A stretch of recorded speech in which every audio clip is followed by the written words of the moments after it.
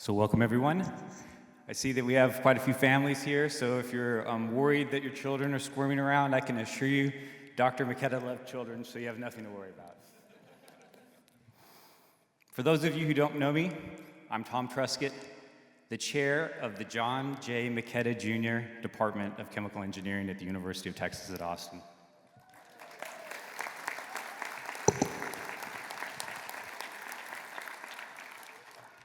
And today, we're here to celebrate the life and the legend of an individual who has had a tremendous impact, not only on the University of Texas, but on the chemical engineering profession, our discipline, and most importantly, to the lives of the thousands of students that he's taught here on the 40 acres.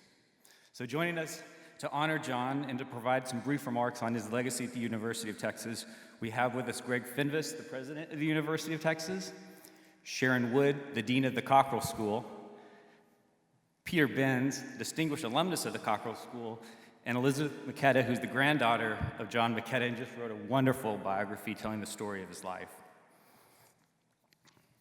I want to begin by really expressing the incredible gratitude that I have for knowing the man John McKetta for now 3 decades. First as an undergraduate student in the department, next as an alumna, then as a faculty colleague in the Department of Chemical Engineering, and always as a friend. In my role as department chair, I also had this unique experience that I got to speak with hundreds upon hundreds of alumni, and they told me so many stories about the impact of John McKetta still having on their life and the ways in which the lessons they learned from him have impacted their approach to their work, to their communities, and to their families.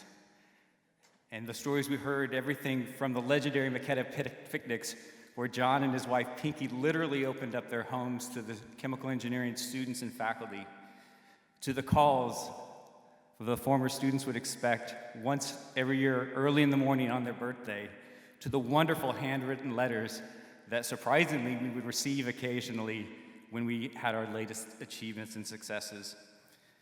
John McKetta is a man whose interactions with his students defined his presence at the University of Texas. And those interactions stem from a desire not only to prepare them for success, which he did very well, but to build a lifelong relationship with those students as a mentor and as a friend. This approach, which he applied with great skill, with his characteristic sincerity, energy, and good humor, was infectious and set the tone for the department that lasted for decades. There are other outstanding departments out there, but I really feel like this is what sets us apart, and we owe it to Dr. John McKetta. I still have the first note I received from Dr. McKetta as a faculty member, which I'll read to you now. Tom, I want to congratulate you on your recent teaching award. Accolades for outstanding research and service to your profession can be good for your career, and I suspect you'll receive many. But none will be as meaningful as that which honors your commitment to our students. Thank you so much for everything you're doing, buddy. I'm so proud of you. Dr. McKetta, your university family now stands so proud of you and indebted to you for what you've helped build here in chemical engineering at the University of Texas at Austin. Thank you.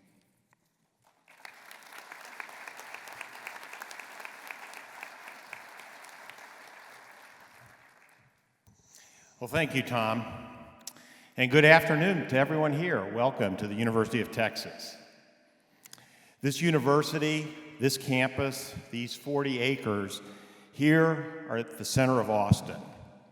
They were such a big part of John McKetta's life, a life that was so grand, so filled with history, legend, laughter, passion, and compassion, that it could be projected onto the big screen behind us or packed into the pages of a book. In fact, you'll hear from his granddaughter Elizabeth, who did write the book about her grandfather. It has the arc and scope of an American folk tale. But while folk tales are based in the realm of fantasy, myth, and dreams, John's life was real. It really happened. And the University of Texas was his home, the place that defined him, and he helped define us.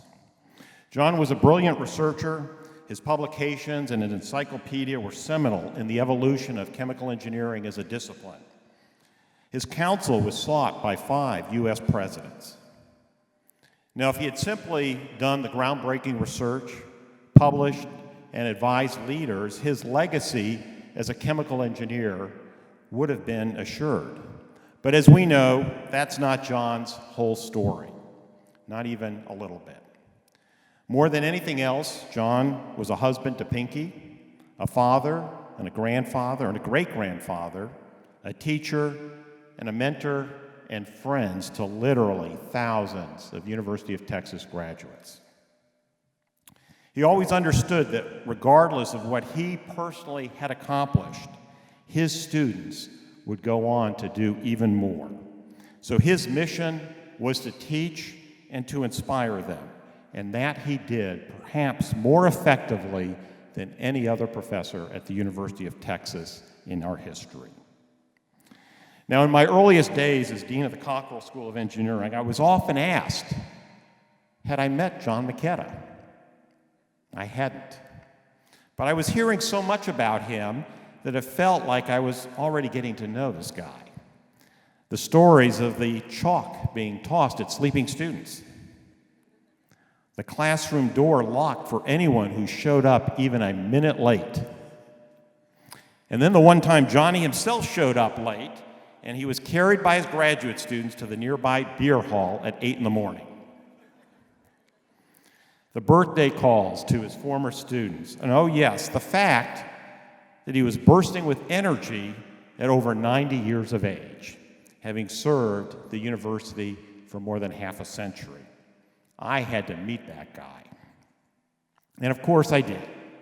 It was my first engineering advisory board meeting as dean. It was downtown at the Hilton.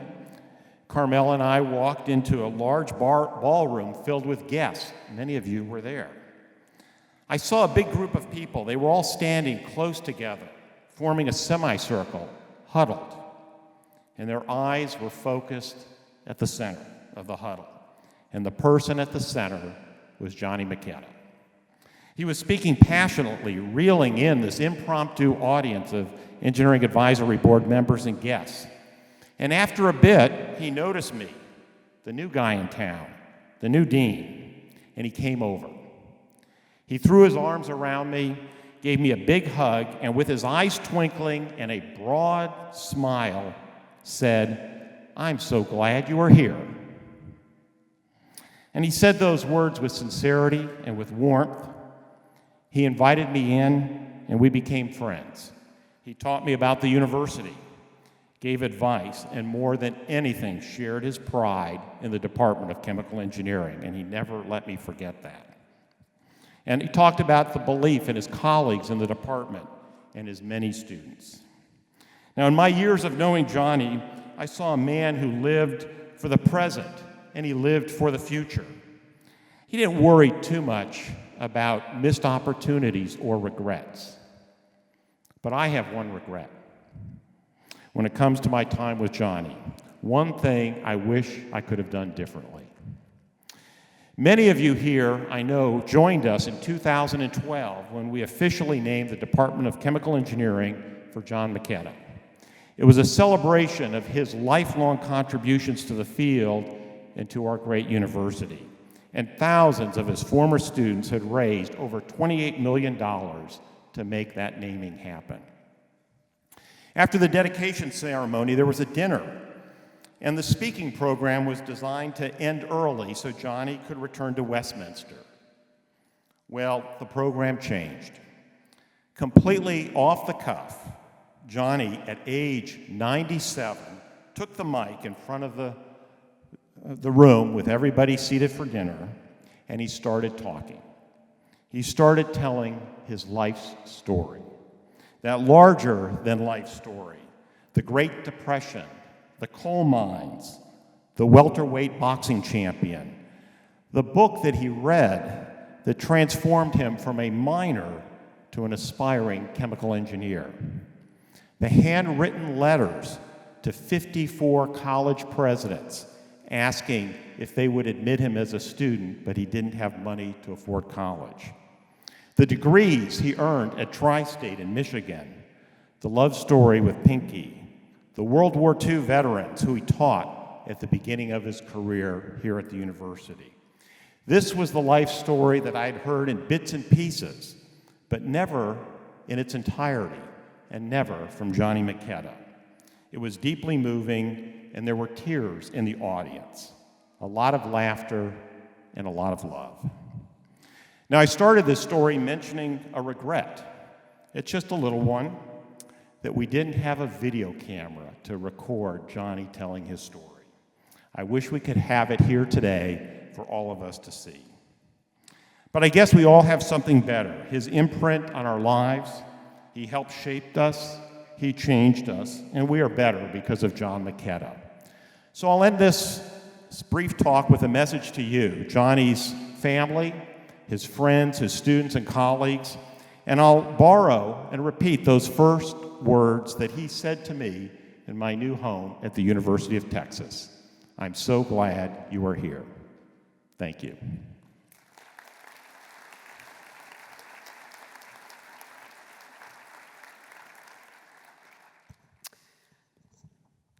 Hello, everyone. My name is Sharon Wood, and I am the 9th Dean of the Cockrell School of Engineering here at the University of Texas.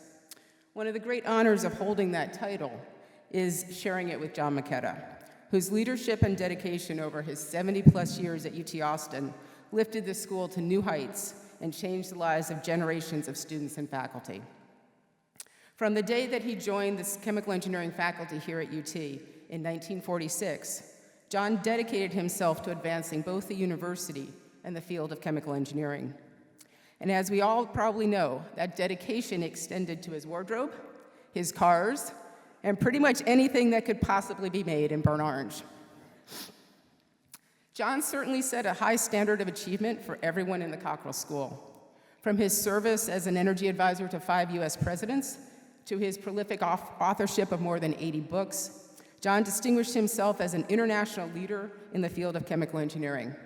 And yet the things that we will remember most about him are his compassionate spirit and his influence on his students. Despite the many professional responsibilities demanding his attention, he always made time for others. Of the 40 students in his first class, 37 were World War II veterans who were working toward a belated undergraduate degree. So John found himself in a unique situation of being the professor while also being one of the youngest people in the lecture hall. But his relative youth was not a reflection of his knowledge or his expectations. He quickly developed a reputation for investing extraordinary amounts of time into his teaching and demanding the very best from his students, which ultimately helped him develop lifelong friendships with generations of our alumni. As Dean of Texas Engineering, John was phenomenal.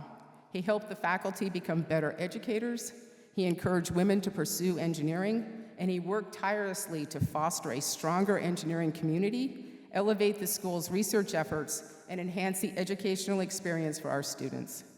His presence was felt in every classroom and laboratory, in every groundbreaking innovation, and in every graduate.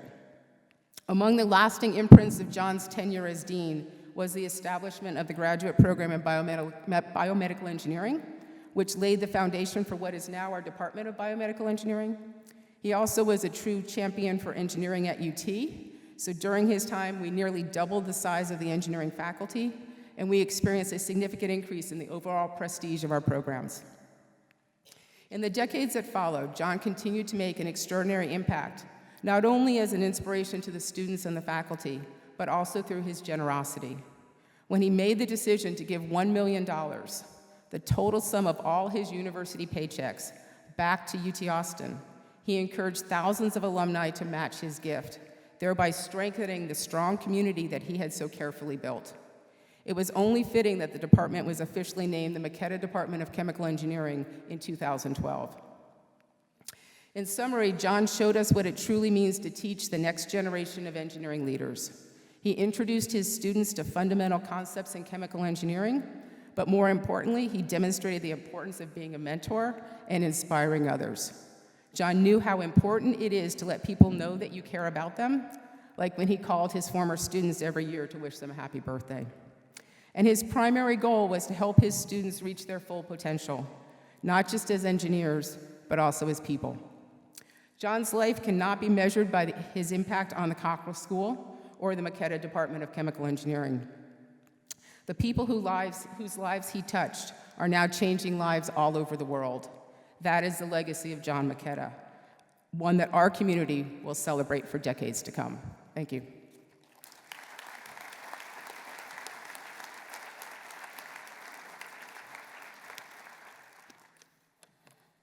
Good afternoon. I am Peter Benz, and I'm thrilled to be here with friends and colleagues, people that we know personally in our family.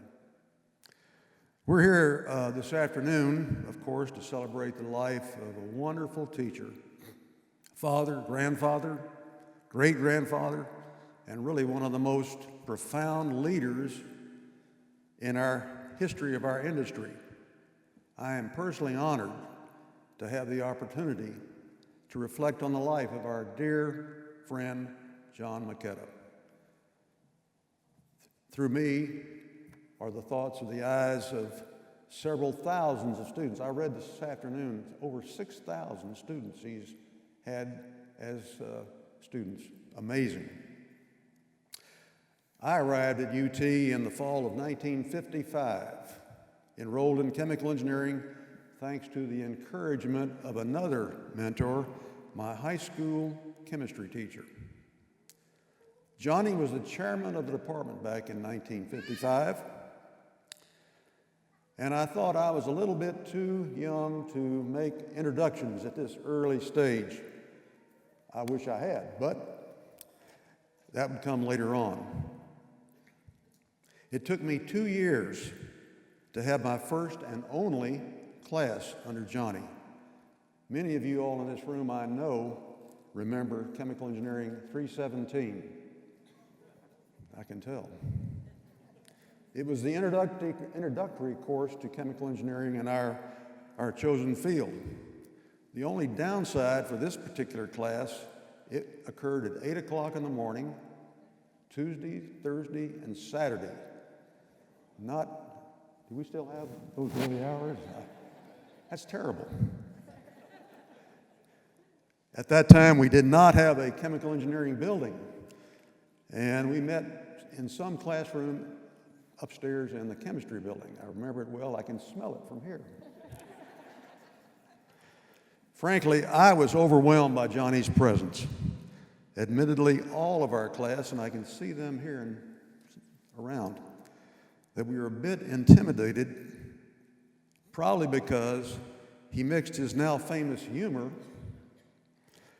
and playfulness with the subject of the day. He always started with a 10-minute quiz, and I can still remember the emotional effect it had on me. We always wondered, now is this quiz, or these questions, are they trick questions? Or are they just humorous? We never really knew. And especially, you never did nod off in one of his classes.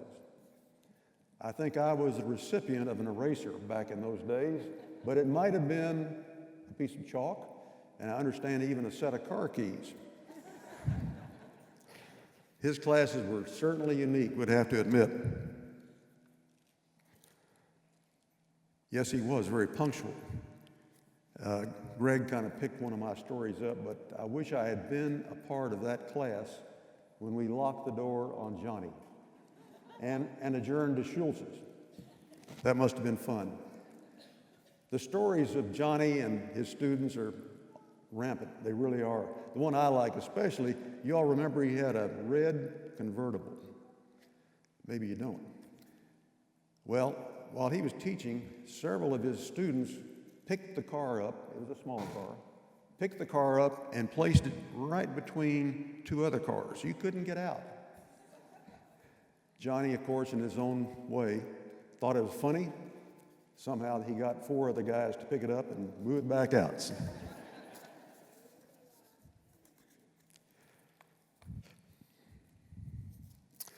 Back in those early days, I didn't realize that Johnny was really on my sideline. He was pushing and encouraging us and taking a lot of pleasure in, back in those days, the small things that we did and did accomplish. I didn't realize that until much later days. He helped us in getting ready for the successes that each one of us have enjoyed in our lifetimes, and he was right there with us, enjoying those events. You could just tell.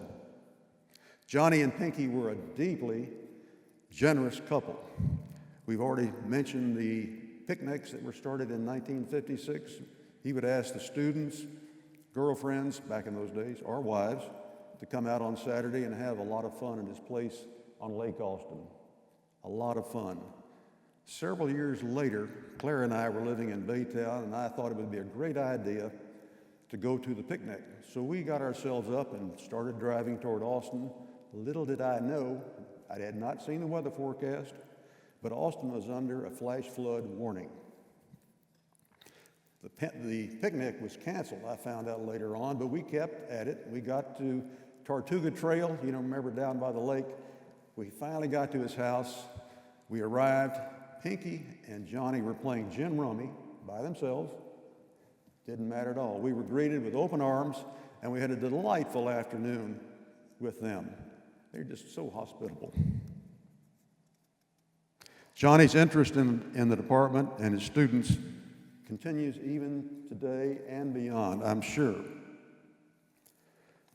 He created a luncheon, a semi-annual luncheon that we meet in December and in May at El Mat down on Lamar.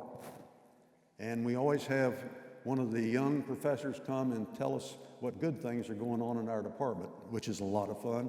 And we get an opportunity to meet and greet some of our old ex-students together. A lot of fun.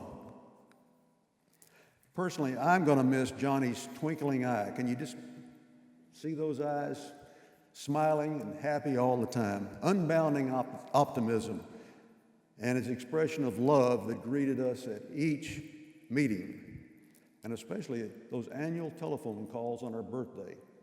Marvelous experiences.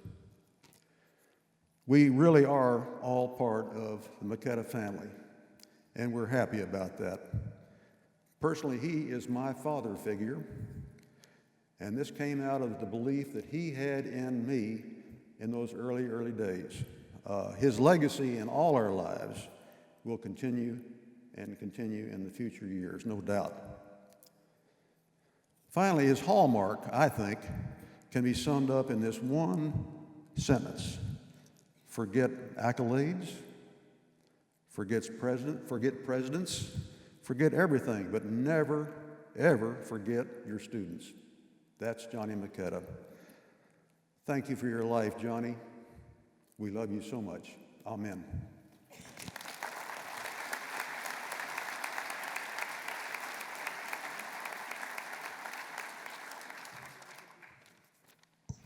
Hi, everyone. Thank you so much for coming here today.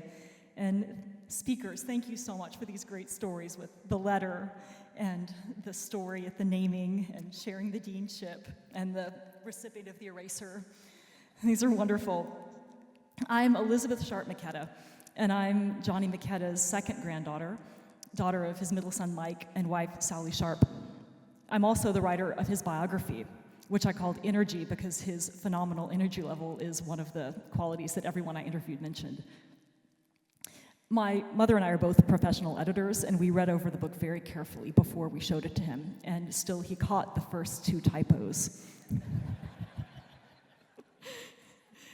He was sharp until the end and making people laugh until a week before he died. And today I will not speak to his sharpness, but I will speak to his love. He saw himself above all as teacher and friend, and for him those roles were one and the same. He was loyal and generous and attentive to everyone who knew him and loved him, and to all those who looked up to him. We called him Jito, which is Ukrainian for grandfather. And one of our Jito's greatest gifts during his 103 years was creating family everywhere he went. Each community he joined became a family for him. And throughout his life, he drew these families together. There were his family and siblings, and the coal mining community he was born into, and then the clubs he joined, the sports teams and acting troops, the band he started in which he played trumpet, Johnny J. and the Campus Collegians. After he and Pinky, who we called Baba, Ukrainian for grandmother, started their own family and moved to Austin, they became part of the greater UT family and the greater family of worldwide engineers. Gito and Baba loved to travel, and everywhere they went, they brought back new friends, folded them into the giant happy family that they continued to build. My grandfather was systematic about love, which made him a great member of any family. Some of his systems included calling his former students on their birthdays, playing a daily game of cribbage with our grandmother, regular dates with family and friends, and a tradition in our family that we called McKetta brunch. This was our Sunday tradition for nearly 2 decades. And because our Gito was a lifelong early riser, we're talking like the 4s, 5s was late for him, we held brunch at the compromise hour at 8:15. After Baba died, brunch continued for the next 8 years of Gito's life, although we pushed it back a little bit so he could sleep in. By the time he was 100, we did 10 a.m. These brunches served as a weekly touchstone for bringing us together as a family, and what went on was mostly the recounting of old stories, questions and answers about people we knew, sharing of tacos and hugs. And each time we said goodbye, Gito said, "God bless you, honey." In those brunches, he was leading by example to teach us to make time for people. He was making time each week to show us his love. We McKettas understood that we were part of a greater group that made up his whole world family. His students, colleagues, many, many, many friends. There was a democratic quality to his and our grandmother's love. It was innately generous. No matter what else they were doing, they always made time for people. Our Gito, the more extroverted of the pair, put a lot of energy into sharing himself among the people who knew him. And when he was with one family, be it Longhorns or McKettas or Western Pennsylvania childhood friends, he was with them entirely. One of his former students said, "When he talks to you, you feel like you're the only person in the world. For 10 seconds, 1 minute, 20 minutes, you have 100% of him." I think of this as the gift he's left behind, the ultimate lesson that he, great teacher, taught: to take love seriously in all its forms, to put your people on your calendar, day after day, year after year. Our Gito felt an unshakable gratitude for his life and the people in it, and he loved to make them laugh. For example, he had an old man act, which some of you may have seen, that involved sticking out his teeth and making his hands tremble and forgetting people's names. He would call me Steve. He pretended to be old long before he actually was, and we in the family always suspected it was so that if he got senile, we wouldn't notice. There was an agelessness about him, and one of my favorite stories about his optimism in the face of old age is that when he was given a pacemaker at age 90, he asked the doctor, "How will I replace the battery?" And the doctor told him that the battery would last up to 10 years. And Gito did not take this answer, and he said, "Yes, how will I replace the battery?" And he had the battery replaced at age 101. His grandchildren remember him for his burnt orange felt pool table that until we were a certain age, we were forbidden to touch. We remember the way he was always showing people his burnt orange underwear. Show of hands, who's seen his underwear? We all remember the treasures he and our grandmother brought back from their travels. And we all remember traveling with them the year we turned 11. And we remember seeing how easily they made friends, how long they kept them. We remember attending a few of the rowdy chemical engineering parties at their house on the lake, during which Gito rode around in his tractor and gave kids rides and pulled $50 out of their ears. And our grandmother served her famous Mississippi mud pie. We remember how proud they were, not only of us, but of all the people they had helped raise, including students and godchildren and institutions they had invested in and volunteered for and loved. Gito was peaceful at the thought of handing the torch over to the younger generation, the younger engineers he had admired and felt so proud of, the group of men and women he called, ignoring gender differences, his boys. Knowing him and knowing his life has been for all of us an inspiration and a gift. All of his friends and family will carry on his legacy in how we choose to live our lives. In the back of the ballroom somewhere are little booklets that I hope each of you take home with 30 of my favorite lessons learned from watching him and knowing him.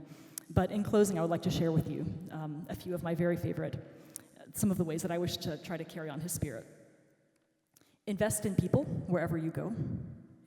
Follow the advice of those you admire. Call friends often. Keep doing your daily exercises. Find work you love and keep doing it. Find the humor in things. Cultivate a healthy pride in the life that you've made. Be grateful. Find out what gives you energy and do it every day. And let that energy guide the people around you. We will miss him. Thank you.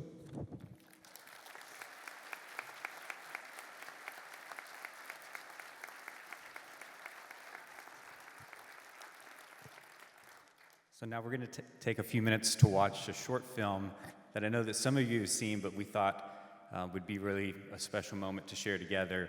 It's a film that's a tribute to the legacy of John McKetta.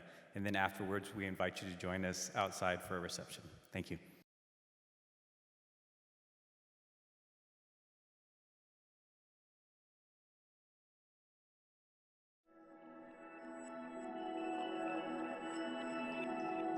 If I were to describe John McKetta in one word, Magnetic.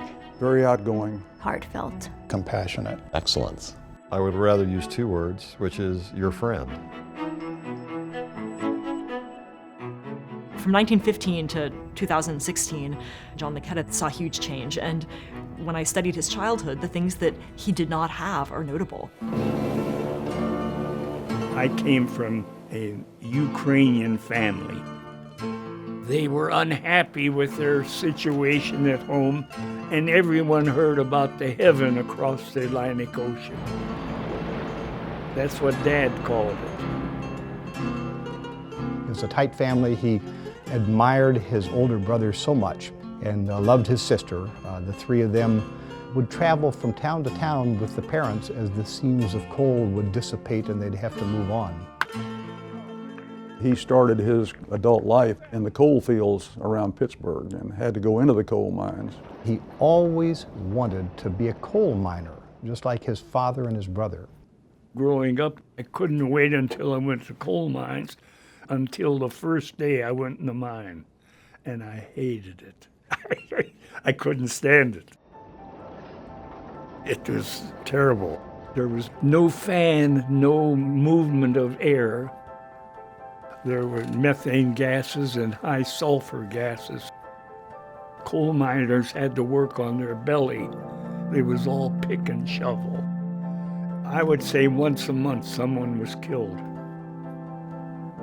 In the next room, Andy Lebowski and his dad suffered a fall. The ceiling came down 600 feet of it, rock.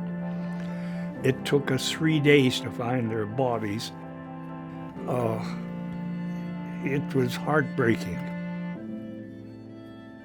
But working in the mine was the best thing that ever happened, because the worst job I could get outside of the coal mines was wonderful. I never had a bad job since. Technology has just raced forward on his watch. He has the stories of growing up huddling around a single radio, listening to news with his neighbors, or sharing a telephone for several families all together. My dad knew electricity was coming, and he wanted to get into that. He would sit there with the English dictionary and a Ukrainian dictionary and would translate one to the other. Night after night after night, he was a hard-working guy. He set the example for my brother and me. My brother got me a book on coal carbonization. It told how chemicals were made from coal. And the person who made chemicals from coal was called a chemical engineer. And I just thought, boy, I'd rather make chemicals from coal than dig coal. Dad was a driven person. He spent the rest of his life getting out of the coal mines and trying to make sure he never had to go back. He had to work very hard to, even get his first opportunity for, a college education. And he seized that opportunity, and he's done great things with it. I needed a job. I didn't have any money for tuition. Every night I would write 2 or 3 letters, and it took me a couple months to get the 54 letters out. The only answer I got was the 54th letter.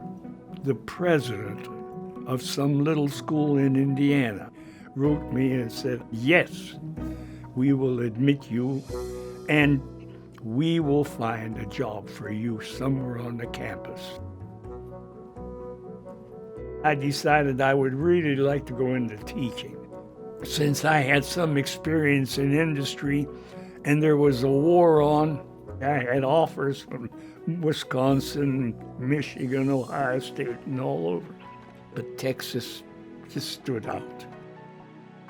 Dad devoted from 1946, I guess it was, forward, just his entire life was spent in trying to build this department even stronger.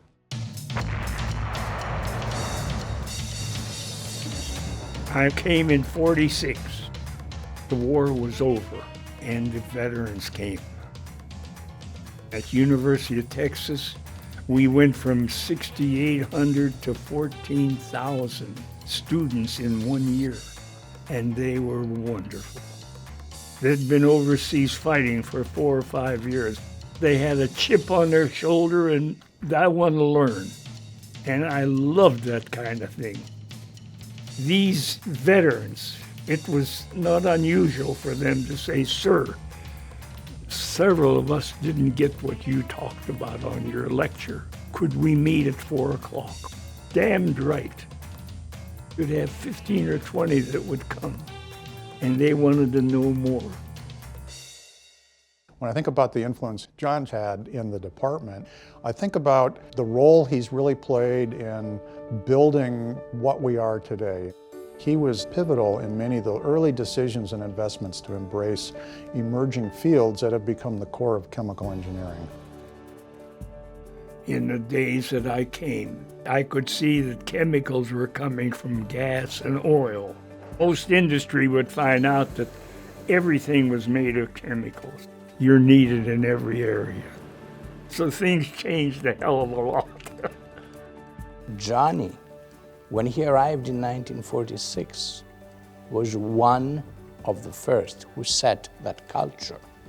Really an environment of we are here to solve important national problems. He knew that the quality of the faculty were the keys to the success of an academic program, of a department, and of a university. And he methodically worked with his colleagues to build the reputation and build the excellence of the department. He was an extraordinary researcher, and he was a prolific writer. He wrote hundreds of technical articles and then edited a fabulous encyclopedia that defined his industry. I decided I would start an encyclopedia on the design and operation of any chemical that you can think of. That took 47 years for 67 volumes. It's still being used today. John McKetta has had enormous impact in terms of the broad chemical engineering field, technically, scientifically, and public policy. President Nixon named me as chairman of the U.S. Energy Policy Commission. I said, of course, I'll do anything my president asks me. When Nixon left, Jerry Ford asked me, please continue. And then Carter wanted me to stay on, and I was with Reagan. And then the Bush boys, just fantastic people. Not only was he an outstanding researcher, an outstanding teacher, educator, and an outstanding leader of the profession, he also had the personal side. I went to UT in the fall of '57. Dr. McKetta was chairman of the department while I was there. It was a little scary going to his class, but that was the class I enjoyed going to the most. But you certainly didn't want to make any mistakes in front of him. If anyone nodded off or it looked like he was losing attention, he might throw something at you. I think I still have an indentation on my forehead when Dr. McKetta threw an eraser at me. Dr. McKetta tried to make class fun and interesting. We always had a 10-minute quiz to start things off, and Johnny had a way of making you think there's got to be some sort of trick question in here. I first met Dr. McKetta when I was an undergrad student in the early 70s. He was so entertaining and I was so impressed by him. I went home and I was telling my wife, I said, "You won't believe this professor." So she came to class with me just to meet Dr. McKetta. I think that he really contributed to this hard work, hard fun culture of the department. No matter how much they did that shaped the world, no matter how much, what they published, the intensity of the teaching, they always had a lot of fun. It's hard to be objective from a son's point of view, but I just saw Dad as part and parcel with the engineering department. The friends he had were the other faculty members. The people we would see at picnics would be his students. Dad lived the department. He and Pinky had picnics for his students every year. When Mrs. McKetta and I bought 3 acres on Lake Austin, before we ever even mowed the grass, we invited the students, all the students, and they brought their food, and you play baseball, football, do what you want, have your lunch, and bring your date with you and all that. And they loved it and wanted to know, could we do it again? Mrs. McKetta said yes, and she made Mississippi cake for them every time. They always talked about Mrs. McKetta's Mississippi cake. The romance of the century was Johnny and Pinky. I remember him telling me the story about when they went on their first date and he asked her to marry him that night. It just stuck with me. It stuck with me because that's just what John McKetta would do.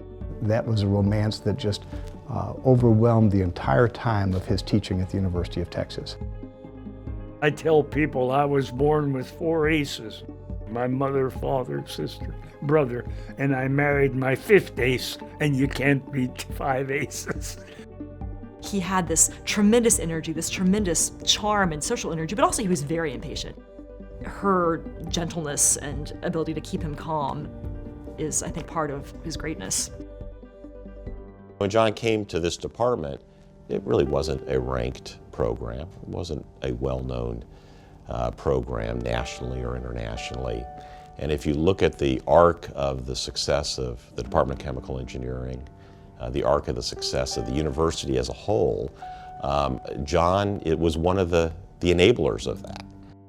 When I think of his impact, I could see it both on the profession and also as an educator through his thousands of students and the lives he's touched and the work they've gone on to contribute to the profession. If you think about the petrochemical industry in Texas and the impact that chemical engineering has had on the United States, where the leaders came from, who they learned from, who they modeled their leadership style after, it was John McKetta. The fact that we named the school for Johnny has meant a great deal to all of us because it recognizes the impact that he had on our lives and on the lives of the students that are here right now.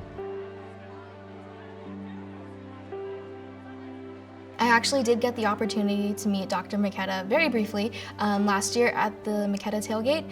He was very welcoming and encouraged me to stay in chemical engineering. My first AICHE meeting on campus, this older man sat down next to me and I kind of looked at him confused as to why he was at a student organization meeting and he had on these awesome Argyle socks. And I found out later that he was John McKetta. I started to look into his story, found out a lot of the things that I loved about the department had come out of John McKetta. John's impacts have been many. As a researcher, as an educator, but I think his biggest impact is really how supportive and nurturing he has been of the many people he's come into contact with. Everybody always remarks that their life is better because they've met John McKetta. He takes great pride and has great happiness when you succeed. The key to any department and the purpose of any department. Can you imagine what that is? The student. It's so great to be able to watch the eyes of the man you're talking to and learning new things. He'll be remembered as one of the giants in chemical engineering, but I think the students and the alumni will remember him as just, he was my friend. Now here's two Longhorn ties. They look similar. Okay, they're both really nice looking ties, okay? But one of them is invaluable because on the back, it's got an inscription from Dr. McKetta, and it says, "You'll always be one of my boys." I think he's made everyone feel part of a family, his family. He made us, he made the faculty, he made the students, he makes the former students. Really, we're just a family. On your birthday, Dr. McKetta would call you. It's always so special, so I couldn't wait for the phone to ring. The first time that happened to me, I was driving down the Katy Freeway in Houston, and my cell phone rang, and it was Johnny McKetta, and we were in traffic. I almost wrecked the car. When you treat your students like they're your family, yes, you bring them in close, but it allowed John to actually look people in the eye and tell them that he believed that they could do things that they never thought they'd be able to achieve, and that he had high expectations for them, and that he was right there cheerleading for them every step of the way. For myself and Tom, what John means to us is a father figure, and that means the world to me. Your students in your class are super special kids, and they deserve to have a high respect from you. They're my kids, and it's your family.